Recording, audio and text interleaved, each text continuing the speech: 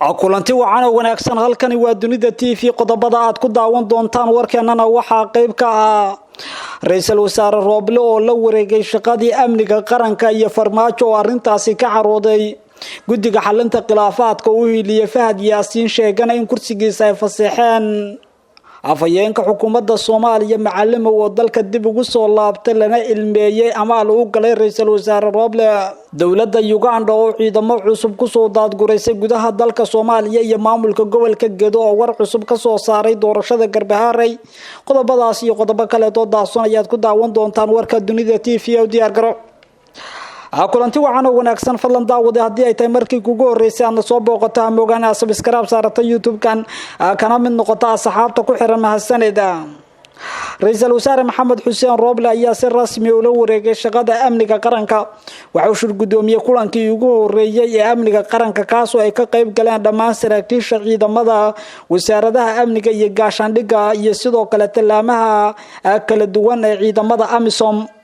Ra'iisul Wasaare Maxamed Xuseen Roble ayaa shirkan uu shirgudoomiye waxa diiradda lagu saaray howlaha amniga guud ee dalka midda doorashada iyo sida muhiimka u tahay in amniga Muqdisho la adkeeyo maadaama lagu guda jiro maalmo doorasho ay Muqdisho ka dhacayaan saraakiisha ciidamadu waxa ay sheegeen inay diyaar u yihiin inay adkeeyaan ammaanka guud ee magaalada Muqdisho iyo sidoo kale deegaanada kale ee dalka Ra'iisul Wasaaraha Soomaaliya ayaa warbixin ka dhageystay ciidamada AMISOM iyo saraakiisha Soomaaliya wasaaradaha amniga iyo gaashaandhigga wuxuuna sheegay inay muhiim tahay in dhamaantood si weyn ay u adkeeyaan ammaanka Muqdisho oo dhawaan ay ka dhacayso doorashada gudoonka golaha shacabka iyo sidoo kale aqalka sare iyo midda madaxweynaha Ra'iisul Wasaare Maxamed Xuseen Roble waxa uu sheegay in dalka doorashadiisa la soo gabagabeynayo oo ay meel xasaasi ah marayso loona baahan yahay laamaha amniga inay gutaan waajibka qaran ee saaran ee dardargelinta arrimaha doorashooyinka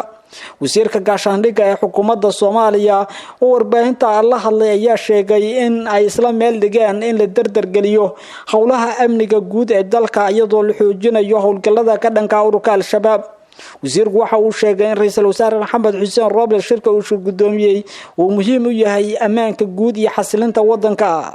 khilaaf xoogan ayaa wali ka taagan howlaha doorashooyinka dalka gaar ahaan kuraastii ay ku soo baxeen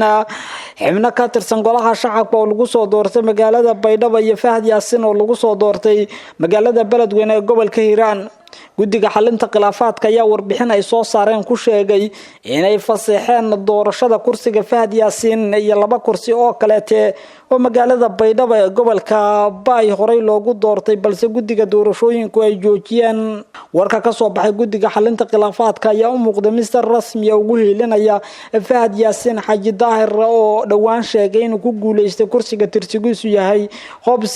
86 Fahad Yaasiin ayaa la sheegay inuu ka shaqeeyay in beejka guddiga lagu soo qoro warkaani waxayna taasi ay si weyn uga careysiisay dhaqdhaqaaqyada cusub ee la doonayo in Ra'iisul Wasaare Maxamed Xuseen Roble uu ka hortago kursigan guddiga xalinta khilaafaadku waxa ay sheegeen in ay fasaxeen doorashada saddexda kursi ee guddiga doorashooyinka hore u sheegeen inay hakiyaan arrintan ayaa la rumaysan yahay inay saameyn culus ku yeelan doonto shaqada guddiga xalinta khilaafaadka waxaana suurtagal ah mar kale inay xilalkooda ku waayaan xubno ka tirsan guddiga xalinta khilaafaadka guddiga xalinta khilaafaadka ayaa u muuqda in ay qaadeen tilaabo dhabarjab ku ah Ra'iisul Wasaare Maxamed Xuseen Roble taas oo aan la ogeyn sida uga jawaabi doono Ra'iisul Wasaaraha Jamhuuriyadda Federaalka Soomaaliya ayaa hore u sheegay inay tilaabo adag ka qaadi doonaan arrimaha la xiriira doorashooyinka guddiyada isku daya in ay marin habaabiyaan waxa uu sheegay Ra'iisul Wasaare Maxamed Xuseen Roble in doorashooyinka dalka loo baahan yahay in looga dambeeyo guddiyada doorashooyinka ay quseeyaan iyo xafiiska Ra'iisul Wasaaraha guddiga xalinta khilaafaadka go'aanka ay soo saareen ayaa durbadiiba hadalhaynta weyn ka dhaliyay baraha bulshada waxaana la sugayaa falcelinta ka timaada dhinaca Ra'iisul Wasaare Roble iyo guddiyada doorashooyinka afayeenka xukuumadda Soomaaliya Maxamed Ibraahim Macallimo oo ka soo kabtay dhaawacii ka soo gaaray qarax dhawaan lagu leegtay magaalada Muqdisho ayaa dib ugu soo laabtay caasimadda dalka ee Muqdisho Macallimo oo ay soo dhaweeyeen madax ka tirsan xafiiska Ra'iisul Wasaaraha bahda saxaafadda iyo qaybaha kala duwan ee bulshada ayaa la ilmeeyay sida xukuumadda Soomaaliya ay u garab istaagtay asagoo sheegay in kaligiis diyaarad qaas loo qaaday si xaaladiisa caafimaad loogu soo dhaweeyo wadanka Turkiga waxa uu sheegay macallimow in ay arrin weyn oo farxad u ahayd tilaabada ra'iisul wasaaraha isagoo ammaanka la duldhacay cid walba oo qayb ka ahayd dadaaladii lagu baxnaaniyay ee dalka dibadiisa loogu qaaday waxa uu sheegay afayeenka xukuumadda Soomaaliya inuu doonayo inuu u tartamo mid ka mid ah kuraasta deegaan doorashadiisu tahay magaalada Beledweyne asagoo codsaday in laga wada shaqeeyo sidii doorashadaasi ay ku noqon lahayd mid uu asagoo helo dad badan oo Soomaaliyeed ayaa codsaday in madaxda dawlad goboleedka Hirshabeelle ay qaataan codsiga shacabka Soomaaliyeed ee ku aadan in kursigaasi la siiyo Maxamed Ibraahim Macallimow oo muddo badan qaranka u soo shaqeeyay Macallimow ayaa tira 5 jeer ka badbaaday qaraxyo waxaana dhaawacyo kala duwan ay ka soo gaareen qaraxyadaas dadka Soomaaliyeed ayaana u arkay inuu yahay shakhsiga mudan iminka in lagu amaan mariyo xil maadaama uu dalka dadaalkiisa dhibaatooyin kala duwan u soo maray Maxamed Ibraahim Macallimow ayaa kulan la qaatay ra'iisul wasaare Roble markuu ka soo degay garoonka diyaaradaha kadib waxaana kulankaasi uu ra'iisul wasaaruhu ku muujiyay garab istaag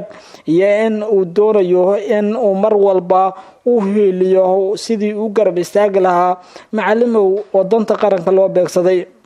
maamulka gobolka Gedo ayaa war ka soo saaray arrimaha doorashooyinka gobolka Gedo gaar ahaan magaalada Garbaharey gudoomiyaha gobolka Gedo Axmed Buule Gareed ayaa sheegay in doorashada 16 xubnood lagu qaban doono magaalada Garbaharey ee gobolka Gedo Buule waxa uu shaaciyay in mas'uuliyiintu ay u xil saaran yihiin ra'iisul wasaaruhu ka mid yahay in doorashadaasi la qabto ra'iisul wasaaraha ayaa gudoomiyaha guddiga doorashada waxaana laga rabaa in Garbaharey ay ka dhacdo doorasho xor iyo xalaal oo lagu doorto 16 kursi ee iska leeyihiin shacabka gobolka Gedo ayuu yiri gudoomiyaha gobolka Gedo waxa uu intaas hadalkiisa ku sii daray in ka maamul ahaan ay diyaar u yihiin inay qabashada doorashadaas ay qayb ka noqdaan waxa uu sheegay in 100% ay ku kalsoon yihiin ammaanka magaalada Garbaharey iyo guud ahaanba gobolka Gedo isagoo sheegay in ciidamada dawladdu ay ku sugan yihiin oo ay ammaanka xaqiijinayaan mudooyinkii ugu dambeysay saraakiisha ciidamada dawladda ee gobolkaasi ku sugan ayaa lagu eedeynayay in caqabad ku yihiin ammaanka doorashooyinka gobolka Gedo waxaana imika sheegay gudoomiyuhu inay kala shaqeyn doonaan ra'iisul wasaaraha in doorashadaas ay ku dhacdo si xor iyo xalaal ah arrintan ayaa ku soo aadaysa iyadoo ra'iisul wasaare Maxamed Xuseen Roble uu kula la qaatay odayaasha dhaqanka gobolka Gedo oo uu kala hadlay sidii doorashada loogu qaban lahaa magaalada Garbaharey ee gobolka Gedo Axmed Madoobe ayaa la ogeyn sida uu ka yeelayo tilaabada iminka ay dabacsan yihiin dadka reer Gedo ra'iisul wasaare Roble uu sheegay in arrintaasi ay tahay mid muhiim ah maamulka Jubbaland ayaa ku eedeeyay filla Soomaaliya in hortaagan tahay in gobolka Gedo ay Jubbaland maamusho oo ay doorashada ka qabato waxaana ku eedeeyeen in ay doonayaan in ay dhibaateeyaan dawlad goboleedka Jubbaland oo ay kala jiraan Jubbaland ayaa mudooyinkii ugu dambeysay kala qaybsanay siyaasiyiinta ka soo jeeda gobolka Gedo ee taageersan madaxda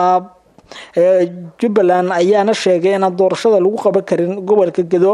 maadaama iminka ay u muuqato in magaaladaasi ay tahay mid gacanta ugu jirta ciidamada ka amar qaadan Jubbaland warkaad ka daawanaysan dunida TV